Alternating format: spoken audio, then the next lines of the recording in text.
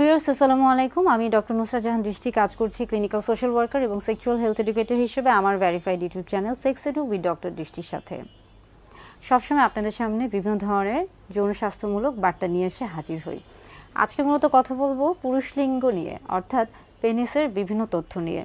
অনেকেই বা বিশেষ করে দেখা যায় যে বেশিরভাগ পুরুষই তাদের পেনিস বা পুরুষ লিঙ্গ নিয়ে অনেক ধরনের তাদের মধ্যে দ্বিধাদ্বন্দ্ব থাকে বা তারা বিভিন্ন ধরনের দ্বিধাদ্বন্দ্বে ভুগে থাকেন। তো সেই ধরনের বেশ কিছু প্রশ্ন আমার কাছে এসেছে বা অনেকে এই বিষয়গুলো নিয়ে জানতে চেয়েছেন, সেই জন্য আজকে বেশ কিছু প্রশ্নের আলোকে তথ্য দেওয়ার চেষ্টা করব বা প্রশ্নগুলোর উত্তর সহজভাবে দেওয়ার চেষ্টা করব। তবে প্রথমে বলে রাখি যে কিছুদিন আগে আমার কাছে একজন মহিলা এসেছিলেন তার সন্তানকে নিয়ে, এবং বাচ্চার বয়স খুবই কম, প্রায় 4-5 বছর বয়স, এবং তিনি খুবই ঘাবড়ে গিয়েছিলেন কারণ তিনি কিছুদিন ধরে খেয়াল করছিলেন যে তার বাচ্চা অর্থাৎ তার সন্তানের পেনিস বা পুরুষ লিঙ্গের দেখা যাচ্ছে যে ইরেকশন হচ্ছে বা লিঙ্গ উত্থান হচ্ছে, এবং সেটা ঘুমের ঘুরে হচ্ছে, আবার মাঝে মাঝে বাচ্চা যখন খেলছে স্বাভাবিক অবস্থায় তখনও হচ্ছে। এবং তিনি এটা দেখে খুবই বিচলিত হয়ে পড়েন এবং তিনি খুবই ঘাবড়ে যান, এবং পরবর্তীতে তিনি আমার কাছে যোগাযোগ করে আমার সাথে দেখা করতে আসেন। এবং পরবর্তীতে আমি বাচ্চাকে পরীক্ষা করে যতটুকু বুঝলাম যে বাচ্চার এটা খুবই স্বাভাবিক একটি অবস্থা। তাই জানাতে চাই যে আসলে হচ্ছে পুরুষ লিঙ্গ পুরুষদের ক্ষেত্রে, শিশুদের ক্ষেত্রে, বাচ্চাদের ক্ষেত্রে সেটা একদম শিশু বাচ্চা থেকে শুরু করে সেটা এমনকি গর্ভস্থ শিশু যে কিনা মায়ের গর্ভে আছে এমন শিশু সন্তান, পুরুষ সন্তান বা ছেলে সন্তান থেকে শুরু করে কিশোর বয়সন্ধিকালীন সময় কিশোর বয়সে, এবং আস্তে আস্তে তারা যখন প্রাপ্তবয়স্কে যায়, প্রবীণ বয়সে যায়, প্রত্যেকটি বয়সে কিন্তু পুরুষ লিঙ্গের এই যে ইরেকশন বা লিঙ্গ উত্থান এটা কিন্তু খুবই স্বাভাবিক একটি প্রক্রিয়া। হ্যাঁ, এটা অবশ্যই উত্তেজিত অবস্থায় হয়ে থাকে, তবে এটাও ঠিক যে এটা উত্তেজিত অবস্থা ছাড়াও কিন্তু যখন শরীরে রক্ত সঞ্চালন স্বাভাবিকভাবে হচ্ছে কিনা সেটা ক্ষেত্রেও কিন্তু হয়ে থাকে, এবং বাচ্চাদের ক্ষেত্রে এটা খুবই স্বাভাবিক, এটা নিয়ে ঘাবড়ে যাওয়ার খুব একটা কারণ নেই। আবার আরেকটা হচ্ছে বিষয়কর তথ্য হচ্ছে, অনেকে মনে করে থাকেন যে ইরেকশন বা পুরুষ লিঙ্গের উত্থান এটা শুধুমাত্র সামনের দিকে হবে এবং সবসময় সোজা হবে। সবার ক্ষেত্রে কিন্তু এমনটা না। অনেকের ক্ষেত্রে দেখা যায় যে পুরুষ লিঙ্গের উত্থান বা ইরেকশন এটা অনেক সময় কিন্তু কিছুটা উঁচু হতে পারে বা কিছুটা নিচু অবস্থায় হতে পারে, কিংবা কিছুটা ডানে কিংবা কিছুটা বামে বেঁকে যেতে পারে। এবং এইটা কিন্তু যখন তার স্বাভাবিক সহবাসের ক্ষেত্রে, স্ত্রীর সাথে স্বাভাবিকভাবে সহবাসের ক্ষেত্রে যখন তাদের দাম্পত্য জীবনে কোনো সমস্যা করছে না বা সে নিজেও কোনো সমস্যা ভুগছে না, তখন এটা কিন্তু তার জন্য খুবই স্বাভাবিক একটি বিষয়। তবে যদি কখনো খেয়াল করে যে এটা তার স্বাভাবিক দৈনন্দিন জীবনে অসুবিধা তৈরি করছে, তাহলে অবশ্যই একজন চিকিৎসকের পরামর্শ নেওয়া উচিত।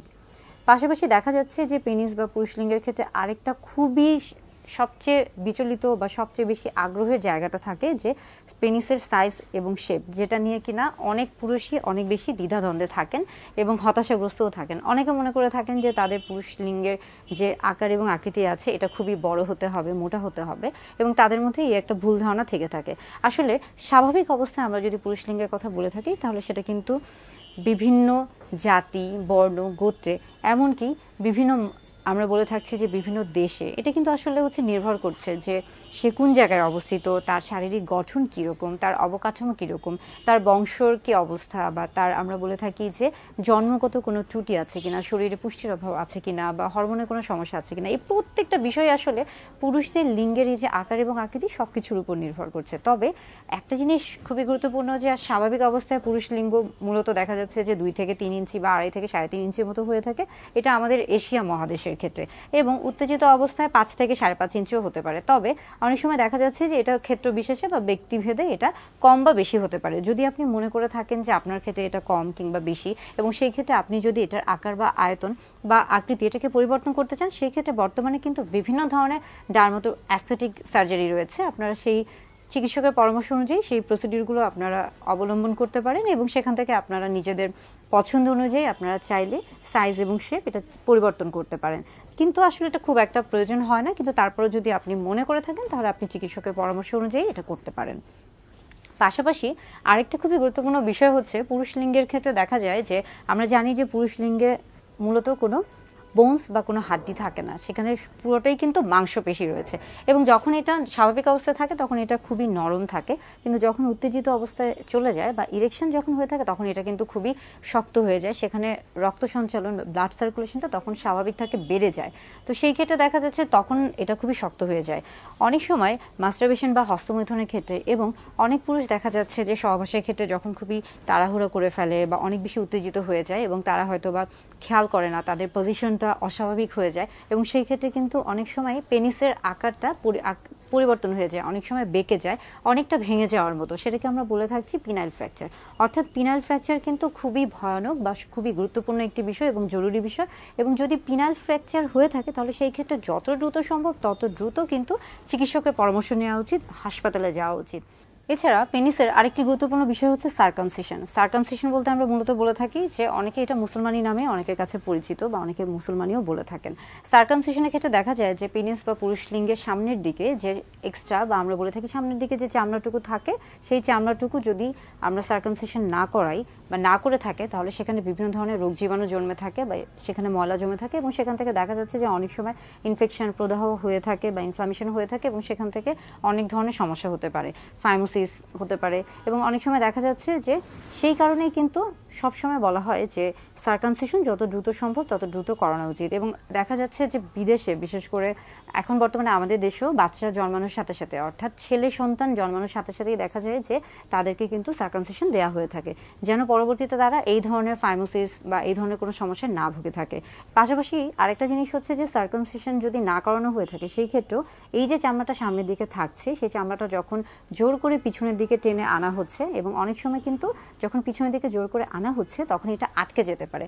তো সেই সমস্যাকে আমরা বলে থাকছি বা সেই কন্ডিশনকে আমরা বলে থাকছি প্যারাফাইমোসিস, এবং এটাও কিন্তু একটা হচ্ছে সমস্যা।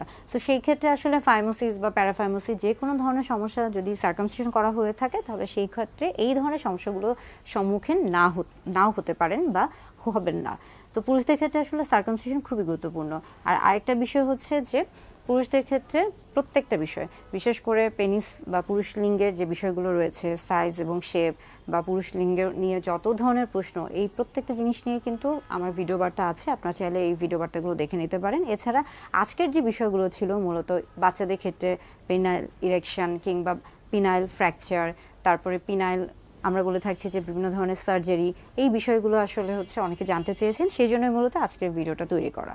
কেগেল এক্সারসাইজ কি, কেগেল এক্সারসাইজ কিভাবে করে, কেগেল এক্সারসাইজ কেন করে, কেগেল এক্সারসাইজ কি অনেক কঠিন বা এটা করলে কি উপকার পাওয়া যায়, বা এটা কি ছেলে মেয়ে উভয় করতে পারে কিনা, বা এটার ফলে হচ্ছে ছেলে মেয়ে উভয়ের কোনো আসলে কোনো হচ্ছে হেল্প হয় কিনা বা সাহায্য হয় কিনা, এই প্রত্যেকটা বিষয় সম্পর্কে হচ্ছে জানতে হবে। এবং এটা জানার জন্য অবশ্যই চোখ রাখুন আমার YouTube channel sex edu with doctor দৃষ্টিতে। আজকের যে বিষয়গুলো ছিল মূলত বাচ্চাদের ক্ষেত্রে পেনাইল ইরেকশন কিংবা পিনাইল ফ্র্যাকচার, তারপরে পিনাইল আমরা বলে থাকছি যে বিভিন্ন ধরনের সার্জারি, এই বিষয়গুলো আসলে হচ্ছে অনেকে জানতে চেয়েছেন, সেই জন্যই মূলত আজকের ভিডিওটা তৈরি করা।